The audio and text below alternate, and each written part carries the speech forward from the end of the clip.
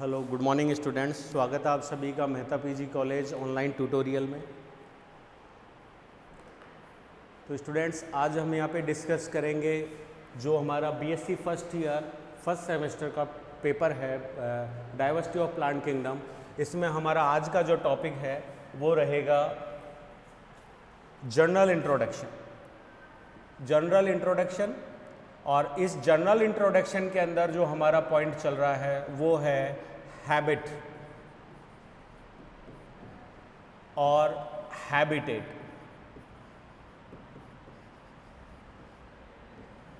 That is habitat of algae.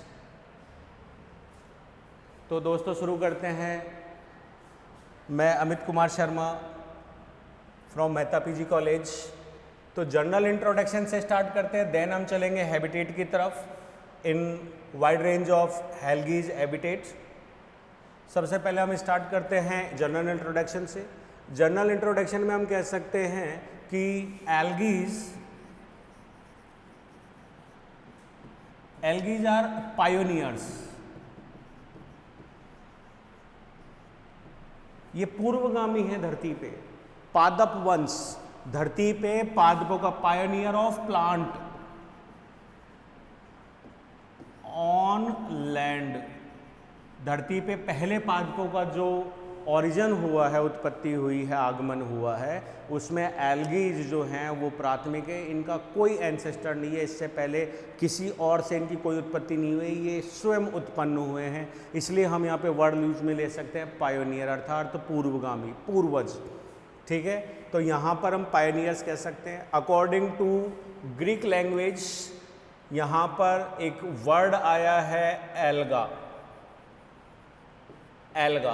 Alga का मतलब होता है सीवीड, समुद्री खरपतवार। एल्गा का मतलब होता है समुद्री खरपतवार। सबसे पहले समुद्री कोस्टल रीजन जो थे, समुद्री तटीय भाग, उनके अंदर ही इनको खोजा गया था और वहीं इनकी जो है सबसे ज़्यादा हमें मात्रा मिली और उसी के आधार पे हमने इसका नाम रखा था समुद्री घास या समुद्री खरपतवार।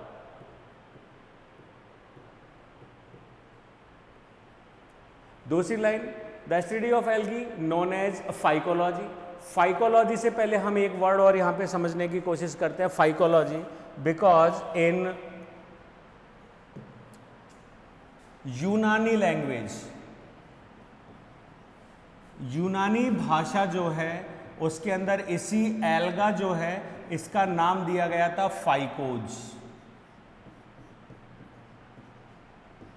इसका नाम दिया गया था फाइकोज। अतः इसी वजह से एल्गी के अध्ययन, विज्ञान की वह शाखा जिसमें एल्गी का अध्ययन किया जाता है, उसको हम कह सकते हैं फाइकोलॉजी। और अगर हम इसको लेते हैं एल्गा से तो हम इसको ले सकते हैं एल्गोलॉजी। एल्गोलॉजी, ये दो टर्म्स हमारे आ रही है। दूसरा, वो साइंटिस्ट अर्थात बॉटनिस्ट, वनस्पति शास्त्री जो इन एल्गीज का अध्ययन करते हैं, इन पे रिसर्च करते हैं, उन्हें हम कह सकते हैं phycologist and algologist. Next, all algae are present in kingdom of protist. सभी शैवाल जो है वो प्रभाग जो है, प्रभाग प्रोटिस्टा में मौजूद है, जिसमें हम इनको रखते हैं डिवीजन थैलोफाइटा।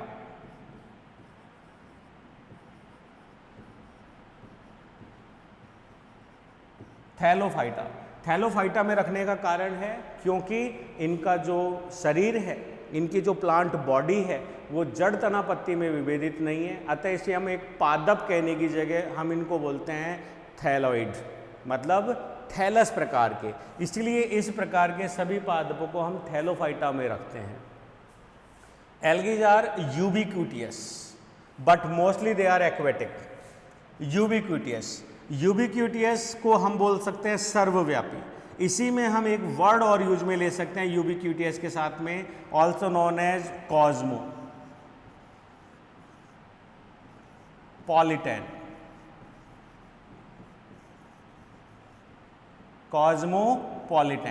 कॉस्मोपॉलिटन का मतलब होता है मतलब प्रेजेंट एवरी वेयर, जो हर जगह पाई जाती हो, पूरी पृथ्वी पे, पूरी लैंड पे हर तरीके के इकोसिस्टम और क्या बोलते हैं एनवायरमेंटल कंडीशंस, जहाँ पे सूरज की रोशनी है, नमी है और ऑक्सीजन या कार्बन डाइऑक्साइड, ये सारी गैसेस प्रेजेंट है, वहाँ पे एल्गीज ग्रो कर सकती हैं। इसलिए हम इनको बोलते हैं यूबिक्यूटियस और कॉस्मोपॉलिटन, अर्थात सर्वत्र या सर्वव्यापी। एल्गीज आर सिंपल यूनिसेल्युलर, एकल कोशिकीय, नॉन जैकेटेड अर्थात आवरण रहित, गैर आवरण युक्त, ठीक है। सेक्स ऑर्गन्स हम यूज में ले सकते हैं, प्लस जिसके जीवन काल में जायगोट तो बनता है, जायगोट युग्मनज तो बनता है, लेकिन भ्रूण का निर्माण नहीं होता है या भ्रूण के रूप में विकसित नहीं होती हैं।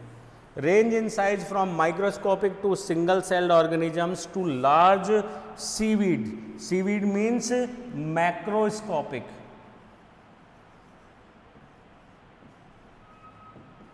मैक्रोस्कोपिक अर्थात इतनी बड़ी कि हम उसे आंखों से देख सकते हैं, और माइक्रोस्कोपिक में माइक्रो वर्ड जो आता है, माइक्रो का मतलब होता है सूक्ष्म, स्कोपिक का मतलब होता है देखना, सूक्ष्म जीवी टाइप में, अर्थात जिसको देखने के लिए हमें कंपाउंड माइक्रोस्कोप की जरूरत पड़ती है, उसको हम बोलते हैं बहुत ही छोटा या माइक्रोस्कोपिक, और जिसको आंखों से देखा जा सकता है नग्न आंखों से, उसे हम कहते हैं macroscopic.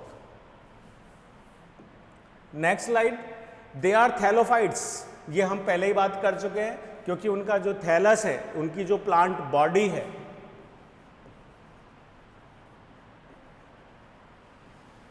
Plant body is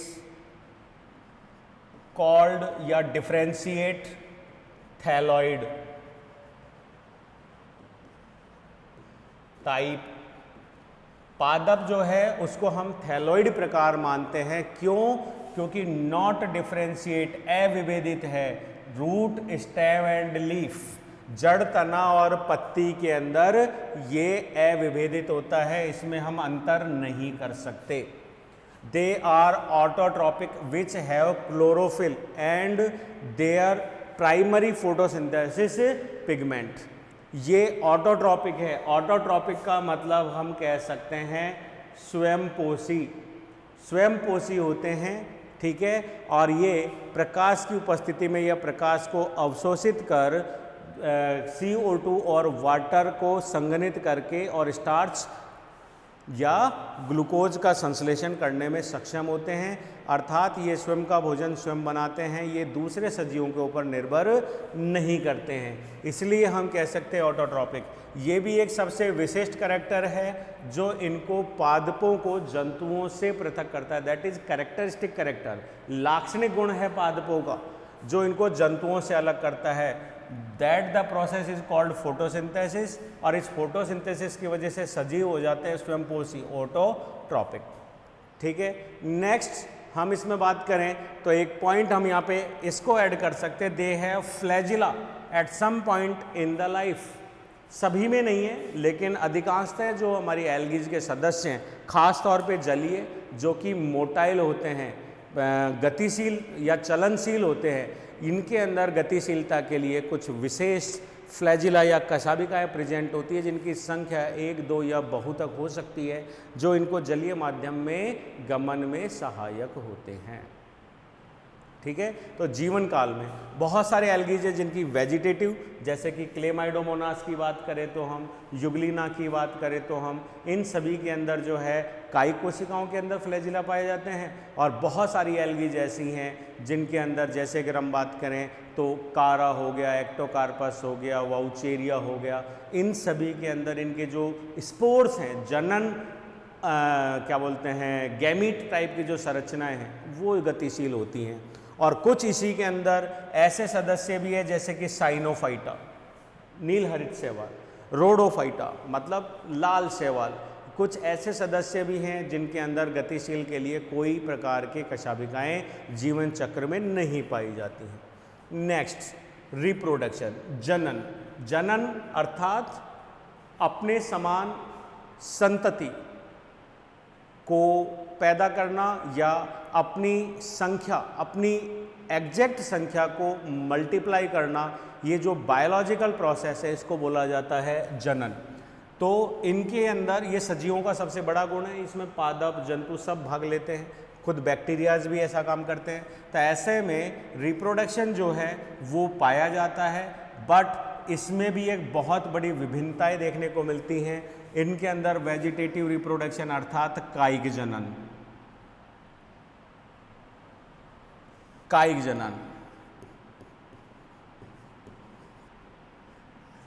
asexual अर्थात अलैंगिक जनन, जिसमें लैंगिक अर्थात गैमीट्स का फॉर्मेशन और गैमीट्स का संलयन नहीं होता है, और सेक्सुअल मतलब लैंगिक अर्थात जिसमें युग्मक भी बनेंगे, युग्मकों में संलयन भी होगा और संलयन से एक द्विगुणित संरचना युग्मनज का निर्माण होता है। बस युग्मनज के बाद एम्ब्रियो का डेवलपमेंट नहीं होता है।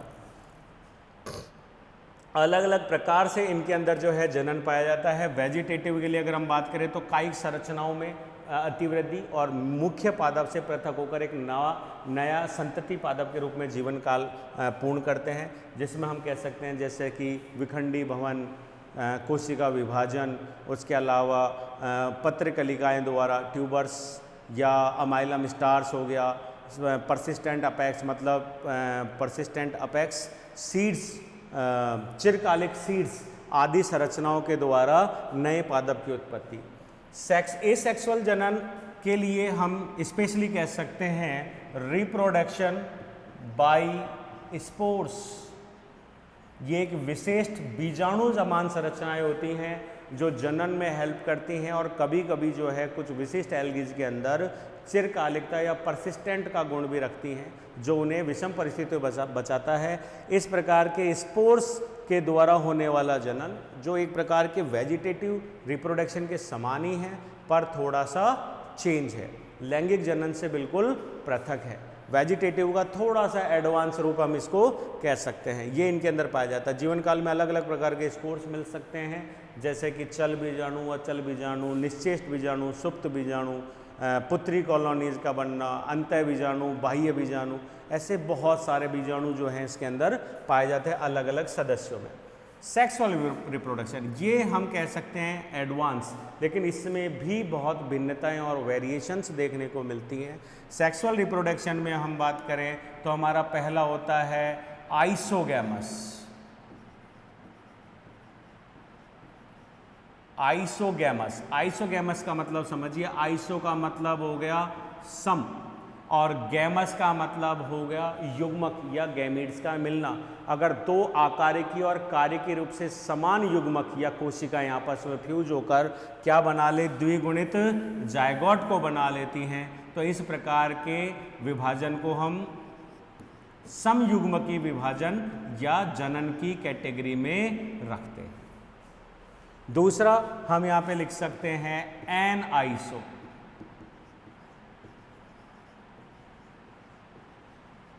एनआइसो अर्थात समयुग्मकी, जिसमें फ्यूज होने वाली दोनों कायिक कोशिकाएं युग्मक की तरह व्यवहार करती हैं, लेकिन आकारिक रूप से फिजियोलॉजी अर्थात शारीरिक रूप से दोनों की दोनों जो हैं वो एक दूसरे से डिफरेंट होती हैं, अर्थात जैसे एक चल बीजाणु का अचल बीजाणु के साथ में फ्यूजन। और सबसे एडवांस जो फॉर्म है दैट इज ऊगैमस। ऊगैमस को अपन कह सकते हैं अंड युग्मकी। अंड युग्मकी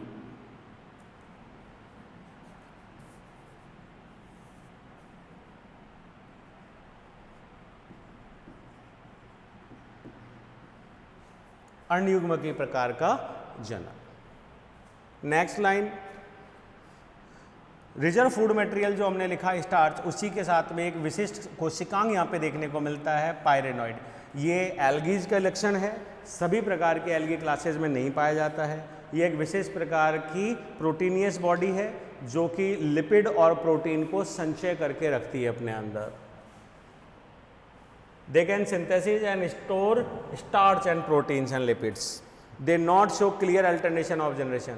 पीढ़ी एकांतरण, पीढ़ी एकांतरण, पीढ़ी एकांतरण को अगर समझें तो जीवन चक्र में दो प्रकार की जनरेशन्स या पीढ़ियां प्रेजेंट होती हैं, जिसमें एक होती है अगुणित, जिसे हम बोल सकते हैं युग्मकोद्भिद अर्थात गैमिटोफाइट, और दूसरी पीढ़ी जो है वो यहाँ पे होती है बीजाणुद्भिद अर्थात स्पोरोफाइट।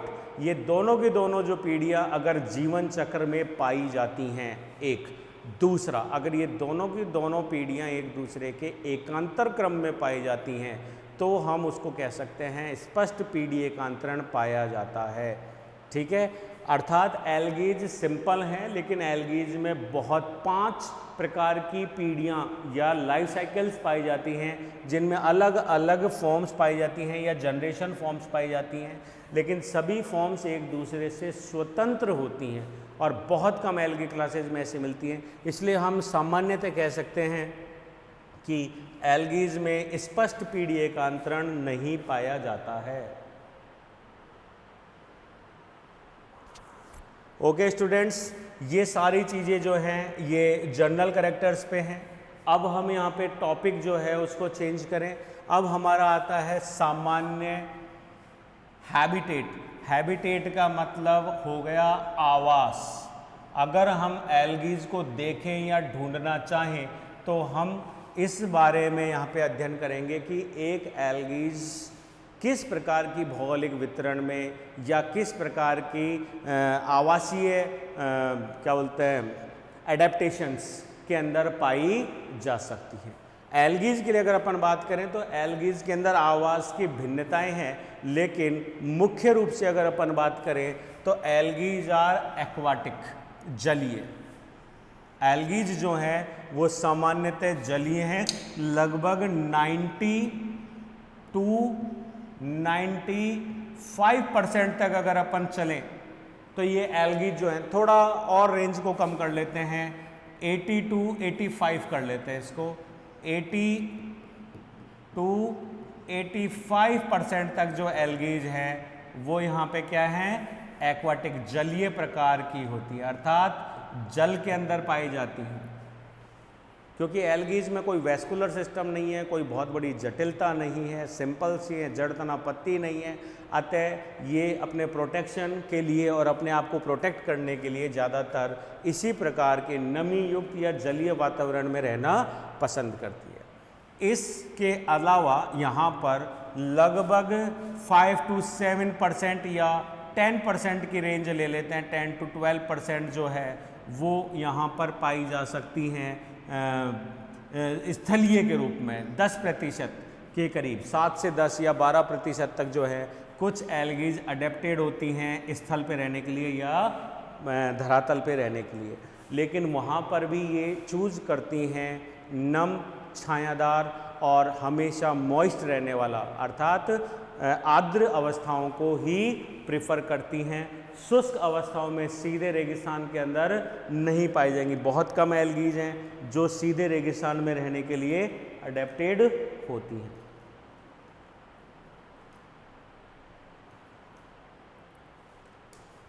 Next, very few.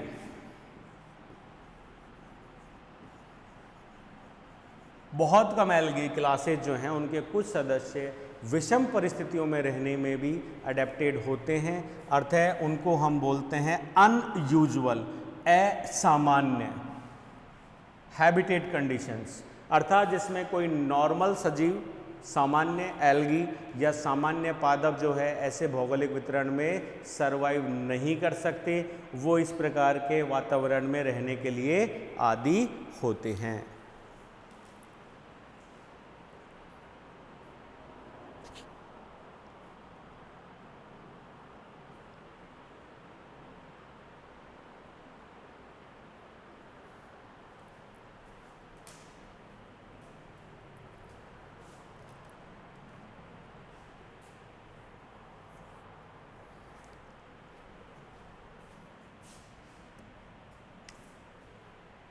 सबसे पहली हम बात करते हैं यहाँ पे एक्वाटिक हैबिटेट ऑफ एल्गी, जलीय आवास में रहने वाली एल्गीज की। तो यहाँ हम कह सकते हैं algaes found to grow in water, ऐसी एल्गीज जो जल में अपना आवास करती हैं, जल में ही अपना पूरा जीवन चक्र कंप्लीट करती हैं और जल में रहने के लिए अनुकूल होती हैं। इस प्रकार की एल्गीज को हम यहाँ पे जलीय एल्गीज कहते हैं। फ्रेश वाटर एल्गीज, इससे पहले हम यहाँ पे समझें, ये जो एक्वाटिक एल्गीज है ये हमारे पास में एक पूरे के पूरे चार्ट के रूप में इसको ड्रॉ करें, तो पूरे चार्ट के रूप में इसको ड्रॉ करें तो हमको एक चीज़ समझ में आ रही है कि ये जो एल्गीज हैं ये कितने प्रकार की हैं।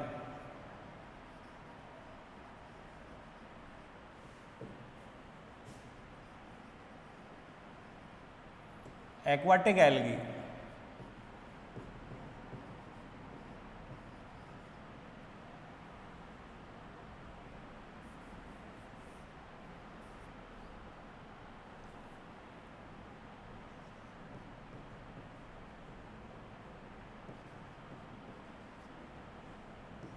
जलीय शैवाल।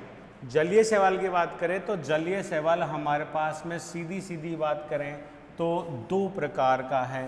पहला हम कह सकते हैं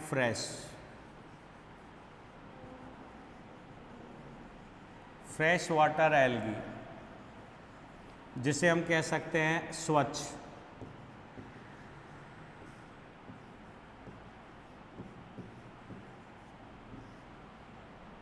स्वच्छ जलीय शैवाल। और दूसरा हमारा आता है यहाँ पे मराइन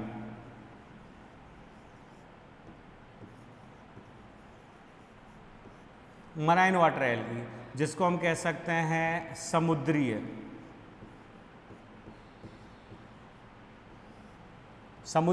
एल्गी या शैवाल। ये धरती पे दो ही रूप है पानी के, एक स्वच्छ जल है जो नदी, पोखरों, तालाबों, बांधों इनके अंदर पाया जा रहा है, वर्षा ऋतु इसका प्राथमिक सोर्स है, और ये सारी नदियाँ जो बह के पानी को ले जाकर समुद्रों में डाल रही हैं वहाँ पे इनकी सैलिनिटी, लवणता बढ़ रही है, इसलिए उसको हम बोलते हैं समुद्रीय जल। एक जल की और यहाँ पे अपन बात कर लेते हैं जिसके लिए हम कह सकते हैं सलाइन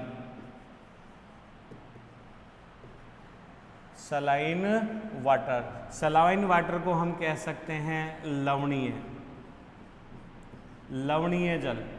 ये एक और हैबिटेट है जिसकी हम बात करें। खारे पानी की झीलें जैसे हमारे पास है सांबर झील, ठीक है, तो इन सारी की झीलों की हम बात करें तो ये है खारे पानी की झीलें। ये पानी भी खारा है और ये भी खारा है, लेकिन दोनों के अंदर एक अंतर है। यहाँ पे खारापन जो है वो बहुत सारे डिफरेंट सॉल्ट और ऑर्गेनिक इनऑर्गेनिक कंपोनेंट्स के मिलने से बना है, क्योंकि ये लगातार नदियों से बढ़ते जा रहे हैं। और यहाँ पे सलाइन के लिए हम कह सकते हैं कि इनके अंदर पानी का आवागमन बहुत लिमिटेड होता है, बहुत कम सोर्सेज होते हैं जिनसे इनके अंदर पानी आता है, और ये पर्टिकुलर किसी एक रीजन में बनते हैं। इस वजह से यहाँ पर सभी प्रकार के मिनरल्स होने की जगह किसी फिक्स एक दो प्रकार के जो लवण होते हैं उनकी सांद्रता बहुत ज़्यादा होती है। अतः इन दोनों की जो हैबिचुअल प्रॉपर्टीज़ है, जो अडेप्टेशंस है, अनुकूलनशीलता, वो पादपों की बदल जाती है। सभी समुद्री पादप जो है वो सलाइन में, या सलाइन पादप जो है वो समुद्री के अंदर ग्रो नहीं कर सकते। यहाँ पे फ्रेश वाटर की अगर अपन बात करें तो फ्रेश वाटर के लिए हम यहाँ पे और कैटेगरीज को डिवाइड कर लें तो इसके अंदर हमारे पास कैटेगरी आ रही है फ्रेश वाटर के अंदर जो है वो दो प्रकार के जल हमको देखने को मिल सकते हैं। एक होता है रनिंग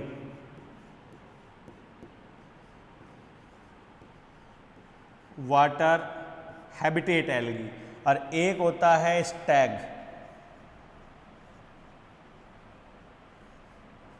स्टैग्नेंट या स्टैग वाटर। रनिंग वाटर को हम कह सकते हैं स्थिर जलीय, और स्टैग्नेंट को हम कह सकते हैं थोड़ा उल्टा, रनिंग वाटर को हम कह सकते हैं प्रवाहित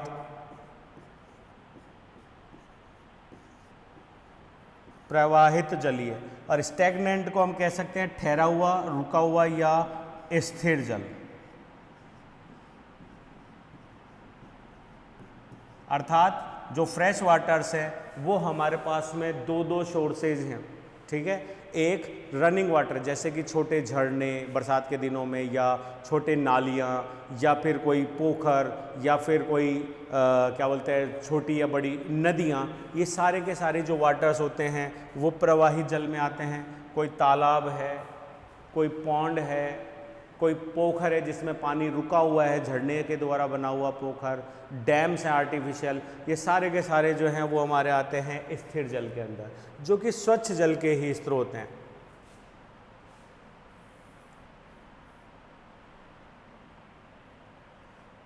यहाँ पर अगर हम और बात करें तो जो प्रवाहित जल है, प्रवाहित जल के अंदर हम कह सकते हैं कि एल्गीज दो प्रकार से फॉर्म होती हैं। एल्गीज दो प्रकार से फॉर्म होती हैं। कैसे? प्रवाहित जल के अंदर वो एल्गी जो क्या कर रही है, पानी की धारा के साथ बह रही है, इस प्रकार की एल्गी को हम बोलते हैं फ्लोटिंग, फ्लोटिंग एल्गी।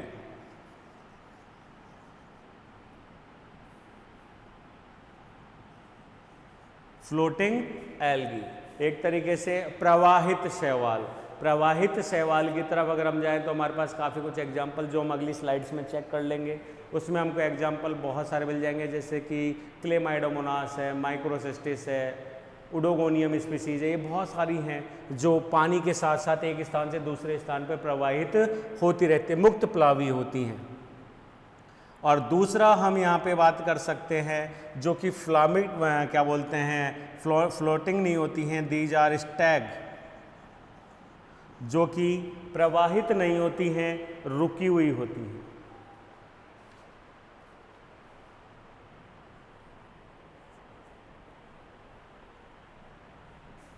दूसरी तरफ इसमें हम एग्जाम्पल ले सकते हैं जो हम अगली स्लाइड में देख लेंगे। यहाँ पे इसमें बेस्ट एग्जाम्पल हम यूज में ले सकते हैं यूलोथ्रिक्स।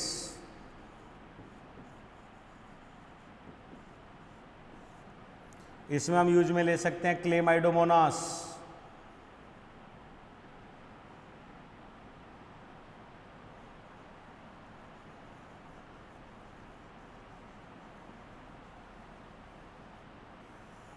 क्लेमाइडोमोनास। अब दूसरी तरफ हम चले स्थिर जल की तरफ। स्थिर जल की तरफ अगर हम चलें तो यहाँ पे भी हमारे पास में दो एग्जाम्पल्स हो जाते हैं। पानी तो रुका हुआ है, लेकिन पानी की सतह पर बिना किसी आधार से चिपके हुए जो एल्गीज हैं वो फ्री फ्लोटिंग,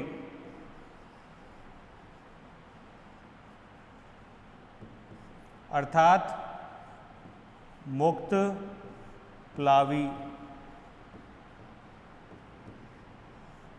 अर्थात मुक्त प्लावी होती हैं, आसानी से पानी की सतह के ऊपर हवा के मूवमेंट से या पानी के करंट के मूवमेंट से इधर से उधर मूव करती रहती हैं। और दूसरी यहाँ पे भी हम जो है वो स्टैग एल्गीज की बात कर सकते हैं। स्टैग का मतलब होता है जो जल या जलाशय के किनारे किनारे के पेड़ या चट्टानों या जलाशय की जो अंदरूनी सतह है, उसका तल, उस तल के ऊपर संलग्न अवस्था के अंदर जो है अपने राइजोइड्स के माध्यम से संलग्न अवस्था में हमको देखने को मिल सकती है।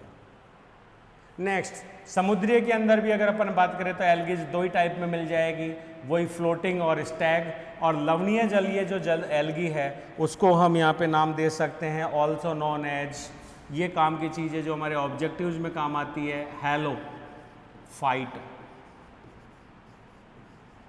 हैलो का मतलब होता है लवणीय, फाइट का मतलब हो गया पादप। ऐसे पादप जो लवणीय अवस्था के अंदर पाए जाते हैं हैलोफाइट्स कहलाते हैं।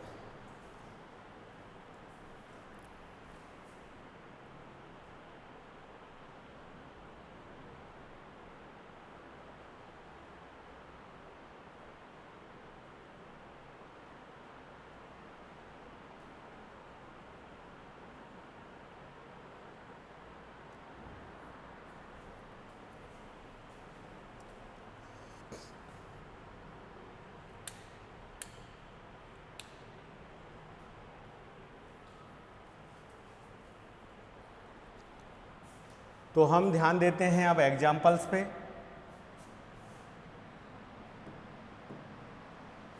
तो अभी जैसे हमने बात करी, दो प्रकार के जल हैं, फ्रेश वाटर, और नेक्स्ट स्लाइड के अंदर आ जाएगा marine water. Fresh water algae की अगर अपन बात करें तो फ्रेश वाटर में हमने एग्जाम्पल लिया है वॉलवॉक्स।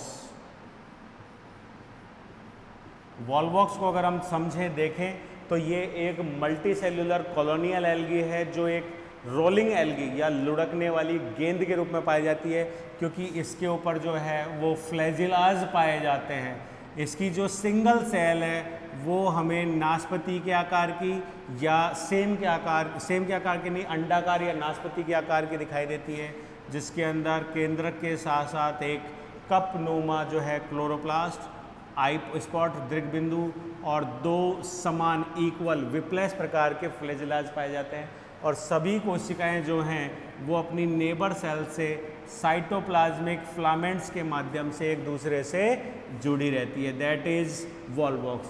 सिंगल कोशिका नहीं रहती है, ये सिनोबियम या कॉलोनी के रूप में पाई जाती है और एक पूरी की पूरी रोलिंग एल्गी के रूप में जानी जाती है। दूसरा हम बात कर रहे थे, दैट इज स्पायरोगायरा। स्पायरोगायरा को अगर आप देखें तो ये भी एक फिलामेंटस एल्गी के रूप में है, जो कि एक तंतु के रूप में बहुत सारे तंतुओं के रूप में हमको देखने को मिलती है। एक हम एग्जांपल और दे रहे थे यूलोथ्रिक्स।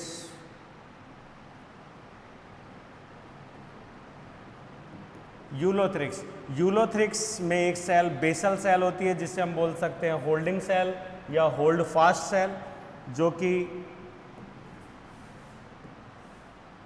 होल्ड फास्ट सेल जो कि बेस में होती है, कलरलेस होती है, किसी आधार से चिपकी हुई रहती है, और इसके ऊपर की जो हमारी सारी कोशिकाएं हैं वो यहाँ पर क्या होती हैं, डिफ्रेंशिएट होती हैं, प्रकाश संश्लेषित सक्रिय होती हैं, और ये एक तरीके से जल के अंदर सतह पर रुककर वाटर करंट या फ्लो के साथ में हिलता रहता है। तो ये यहाँ पर एक फ्लोटिंग या रनिंग वाटर में उगने वाली एल्गी है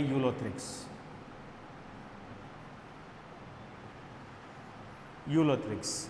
एक एग्जांपल हमारे पास आ रहा है क्लेमाइडोमोनास, जो हमने पहले देखा था। क्लेमाइडोमोनास की स्ट्रक्चर हम देख सकते हैं गोलाकार या अंडाकार के रूप में होती है, और इस क्लेमाइडोमोनास में आप देखें तो बाहर की तरफ हमें दो फ्लैजिला देखने को मिल रहे हैं, एक हमें आई स्पॉट देखने को मिल रहा है, और अंदर की तरफ एक बड़ा सारा कप के रूप में क्लोरोप्लास्ट, पायरेनॉइड एंड न्यूक्लियस स्ट्रक्चर जो है वो हमको देखने को मिलती हैं, जो हम इस डायग्राम के अंदर इनको देख सकते हैं।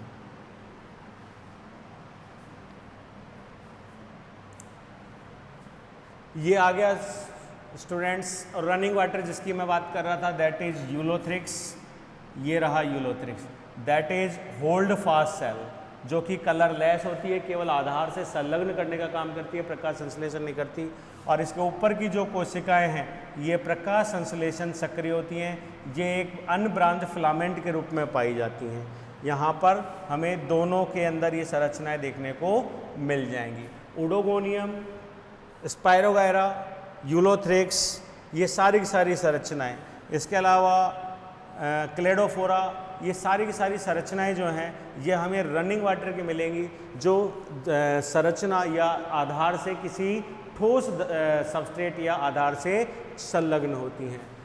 स्टैग्नेंट वाटर के अंदर हम एग्जांपल दें तो उसमें हम दे सकते हैं कारा की अधिकांश प्रजातियां खारे पानी में भी पाई जाती हैं, ऑल्सो एग्जाम्पल ऑफ हेलोफाइट। उसके अलावा ओडोगोनिया की संरचना भी फिलामेंटस है और ये ठहरे हुए पानी में पाई जाती हैं, जबकि यूलोथ्रिक्स हो गया, स्पायरोगायरा हो गया, क्लेडोफोरा हो गया, ये तीनों की तीनों एल्गी जो हैं ये रनिंग वाटर में मिलती हैं। ये दोनों के दोनों एल्गी जो हैं वो स्टैग वाटर्स के एग्जाम्पल हैं। नेक्स्ट मेराइन वाटर, जिसको हमने पढ़ा था समुद्रीय जल के रूप में।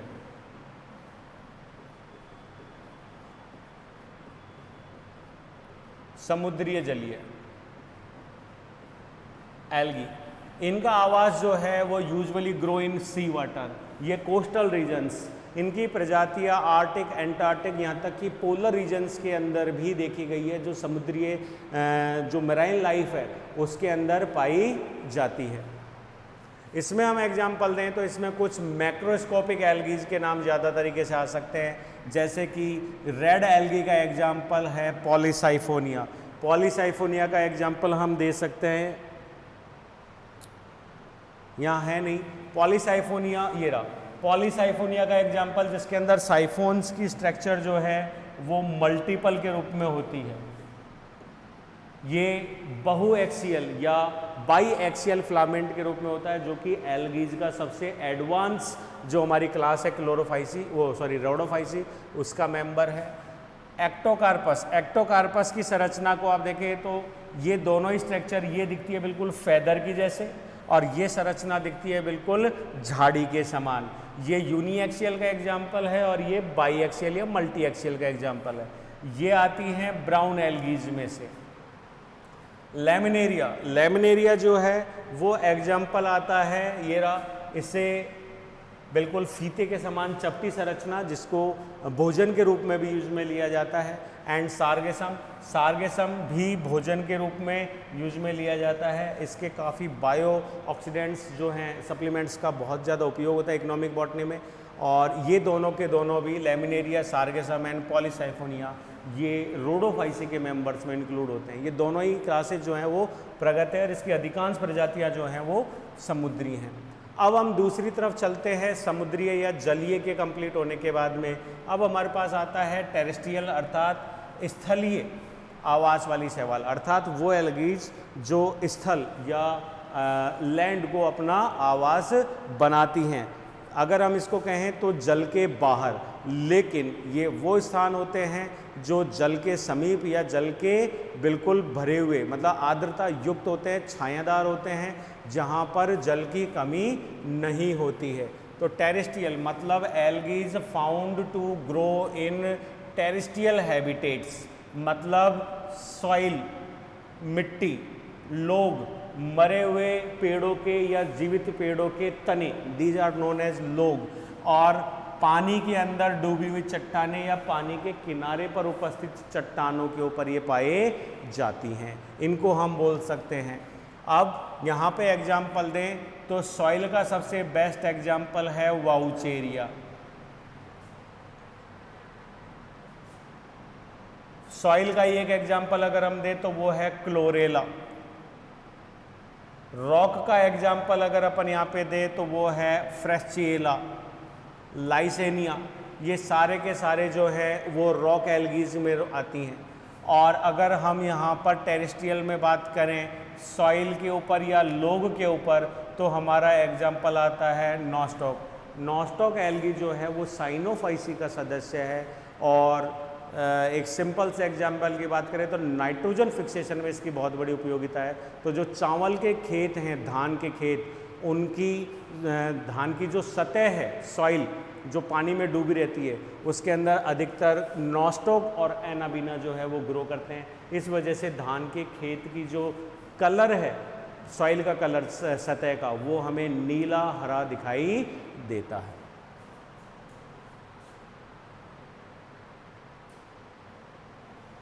यहाँ आप देख सकते हैं सॉइल के ऊपर पूरा का पूरी एल्गी जो है वो छाई हुई है। सिंगल सेल यूनिट, यहाँ पे ये कॉलोनियल हमको देखने को मिल रही है। ये है नॉस्टॉक जो कि एक मोती की माला के समान, मनके की माला के समान फिलामेंटस एल्गी के रूप में दिखाई दे रहा है।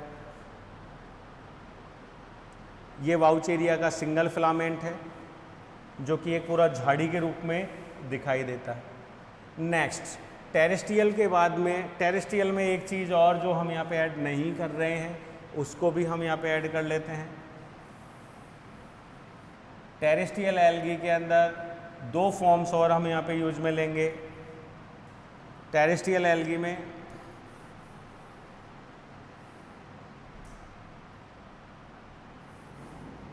Terrestrial algae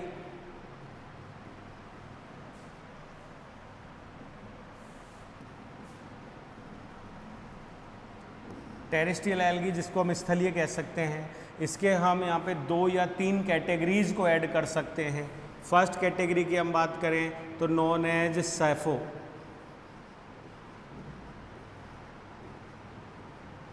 सैफोफाइट। सैफोफाइट का मतलब होता है जो सतह के ऊपर भूमि की सतह के जस्ट नीचे बहुत गहराई में नहीं, जस्ट नीचे, इसको हम बोल सकते हैं सेफोफाइट्स। इसके एग्जाम्पल्स हम यहाँ पे यूज में ले सकते हैं नॉस्टॉक। इसी में हम यहाँ पे ले सकते हैं सेफोफाइट के साथ में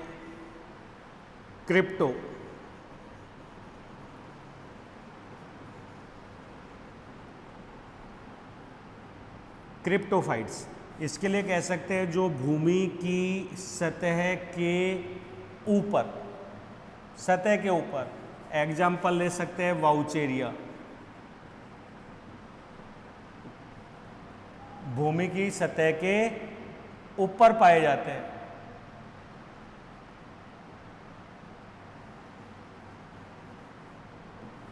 भूमि की सतह के ऊपर बहुत सारे एग्जाम्पल्स हम यहाँ पे यूज में ले सकते हैं। नाइटेला भी ले सकते हैं, वाउचेरिया हो गया, नॉस्टॉक की है, ओडोगोनिया की स्पीसीज है, ऐसे बहुत सारे एग्जाम्पल्स हम यहाँ ले सकते हैं। इसके अलावा एक दो नाम और अगर अपन यहाँ पे ले तो यहाँ पे हम यूज में ले सकते हैं एक term that is लिथोफाइट।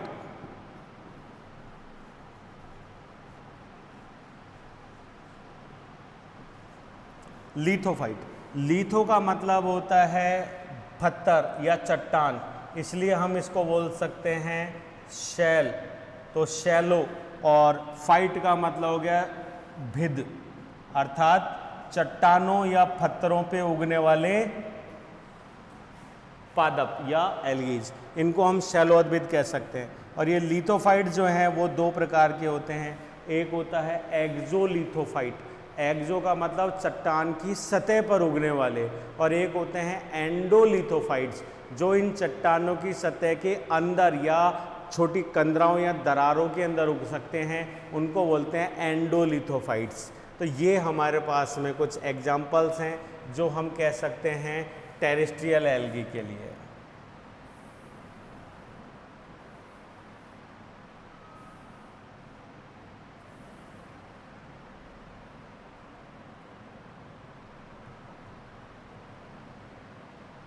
Next slide लेते हैं, ये क्लियर है।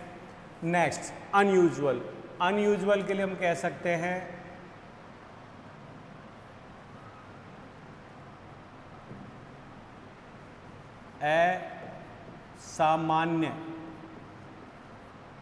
असामान्य आवास या असामान्य वातावरण में आवास करने वाली।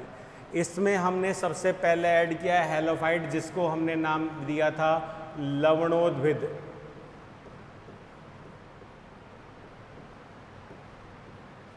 लवणोद्भिद अर्थात लवण में उगने वाले पादप, बहुत खारे पानी में उगने वाले का पादप, जिन पानी का ppm मात्रा जो है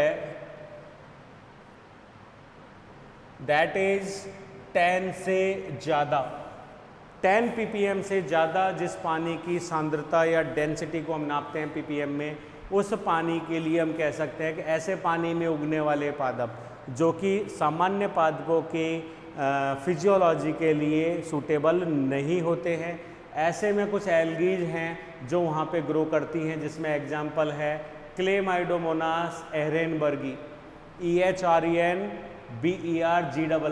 ये प्रजाति वहाँ पे उगती है। इसके अलावा एक एग्जाम्पल और हम दे सकते हैं कारा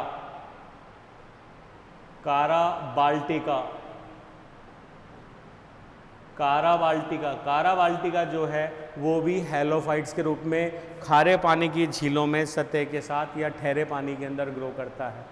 अभी हमने समझा था लिथोफाइट अर्थात शैलोद्भिद, वो एल्गीज जो चट्टान या शैल के ऊपर पाई जाती हैं या शैल के साथ पाई जाती हैं, जिनको हम कह सकते हैं means algae found to grow on moist surface of rocks, moist surface of rock. ऐसी एल्गीज को हम यहाँ पर शैलोद्भिद के नाम से जानते हैं।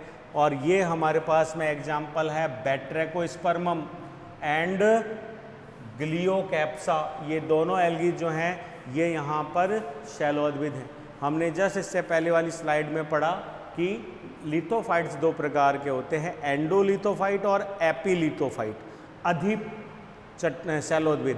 एपीलिथोफाइट जिसमें शैवाल चट्टान की सतह के ऊपर उगता है, और एंडोलिथोफाइट जिसमें शैवाल जो है वो चट्टान की सतह के नीचे की तरफ या अंदर कंदराओं में या दरारों के अंदर ग्रो करता है।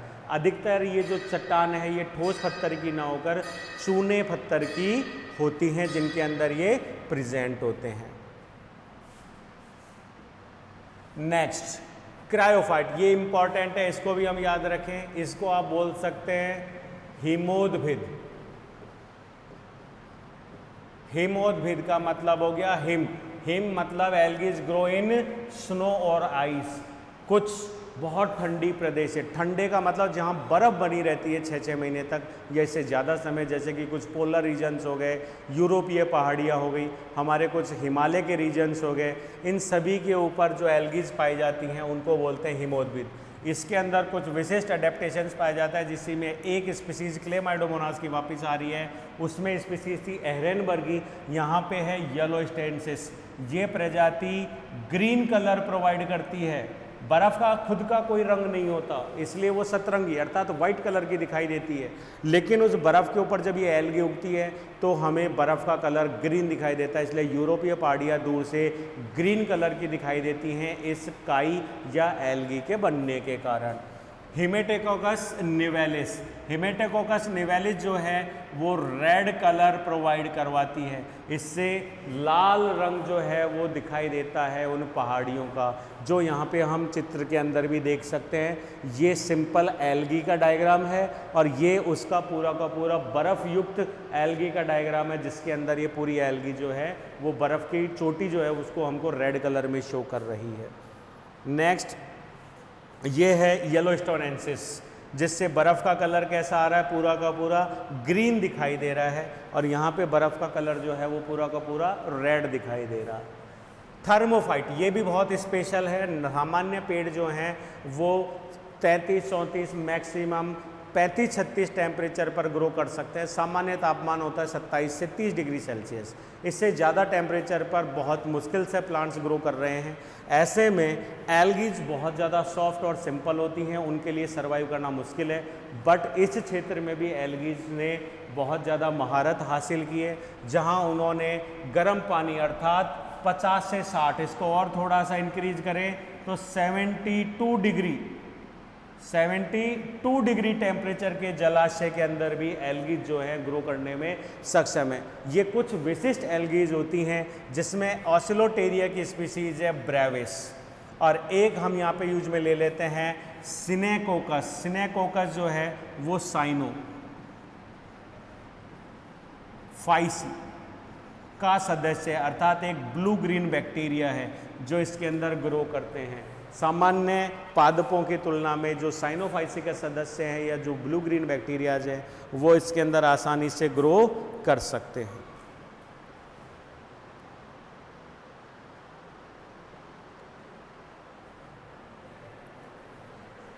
नेक्स्ट स्लाइड,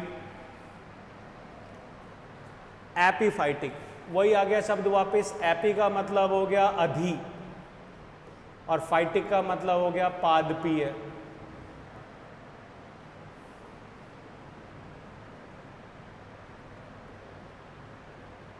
अधिपादपीय अर्थात पानी के किनारे बड़े आकार के फंगस नहीं, एल्गी, ब्राइफाइट, एंजियोस्पर्म, जिम्नोस्पर्म, किसी भी प्रकार के पादप को आधार बनाकर उनके ऊपर उगने वाली एल्गीज, इनको हम एरियल एल्गीज भी कह सकते हैं, जो जल के बाहर हो सकती हैं या उसकी सतह के साथ हो सकती हैं।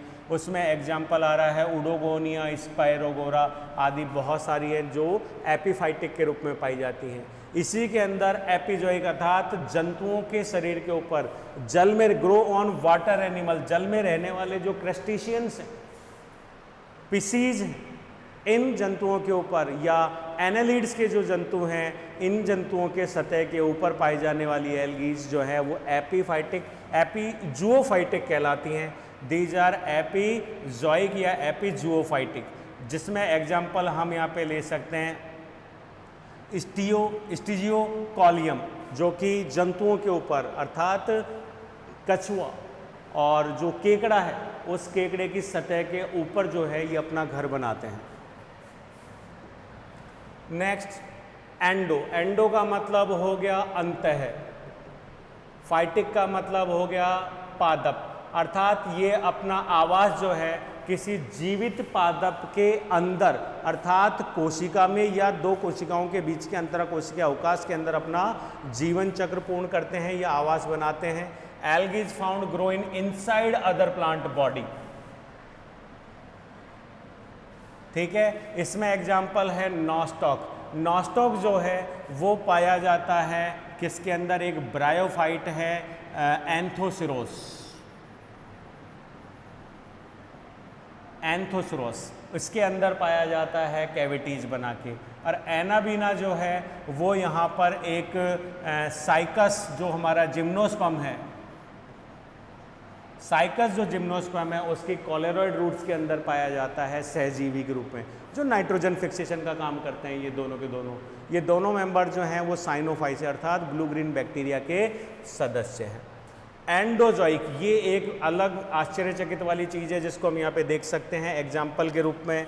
ये है यहाँ पर हमारे पास में हाइड्रा विरिडिस, हाइड्रा विरिडिस, ये एक जलीय प्रजाति है जो कि सिलंट्रेट्स का सदस्य है एकशेरुकी में। और इसके अंदर अगर अपन बात करें तो हाइड्रा की संरचना के अंदर एक एल्गी पाई जाती है, नेम इज जूक्लोरेला।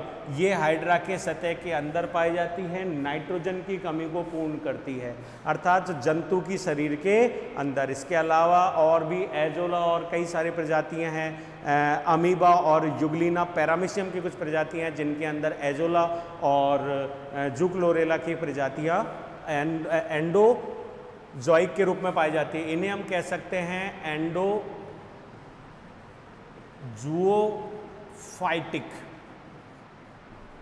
ऐसे पेड़ जो जंतुओं के शरीर के अंदर अपना आवास बनाते हैं और सहजीवी के रूप में रहते हैं। नेक्स्ट सिम्बायोटिक, सिम्बायोटिक का मतलब हो गया सहजीवी,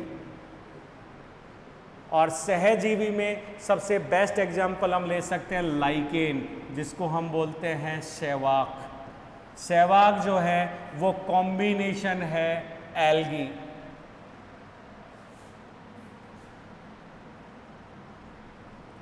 व फंगस का। इसमें फंगस जो है वो कहलाता है माइको बायोन्ट कौकांश, और एल्गी जो है वो कहलाता है फाइको बायोन्ट। इन दोनों का एक सहजीवी एग्जाम्पल हमको देखने को मिलता है, ये है, ये है, ये है, क्रस्टोज, फोलियोज, फ्रूटिकोज। ये तीन प्रकार की लाइकेन्स जो हैं वो हमें देखने को मिलती हैं, और ये हर ऐसे विषम परिस्थितियों में उगने के लिए सक्षम है या एडेप्टेड है जहां सामान्य एल्गी भी नहीं उग सकती, क्योंकि इसमें एल्गी जो है वो प्रकाश संश्लेषण का काम करता है, और फंगस जो है वो मौसम से या चट्टानों से या फिर आर्द्रता युक्त जो भी हमारी नमी युक्त मौसम है वहाँ से अवशोषित न्यूट्रिएंट्स एंड जल का अवशोषण का कार्य करता है। इन सारी चीज़ों के बाद एल्गीज आर पायोनियर्स हैं, ऑटोट्रॉपिक्स हैं, सब कुछ सारी चीज़ें सही आ रही हैं, लेकिन कुछ एल्गीज ऐसी हैं जो पैरासाइट के रूप में भी पाई जाती हैं, जिसमें हमारे पास में पैरासाइट का मतलब हो गया परजीवी, जो इन्फेक्शन कॉज कर सकती हैं, दूसरों का नुकसान दे सकती हैं। They are known as parasitically on different type of other plants और एनिमल्स, जिसमें हमारे पास में एग्जाम्पल है सिफेलुरोस विरेसेंस। ये एक प्रजाति है जो चाय की पत्ती, चाय और कॉफ़ी की पत्ती के ऊपर रेड रस्ट डिजीज कॉज करती है, जो आपको यहाँ पे क्लियरली दिखाई दे रहा होगा, that known as red rust disease. और यहाँ इस जो पिस्ट्यूल्स दिख रहे हैं घाव, इन घावों के अंदर आपको एल्गीज के कॉनिडियाज और उनका माइसीलियम जो है यहाँ पे क्लियरली दिखाई दे रहा होगा। These are in red colour, और ये रस्ट डिजीज कॉज करते हैं, जो कि करेक्टर है फंगस पक्सीनिया का, ब्लैक रस्ट का।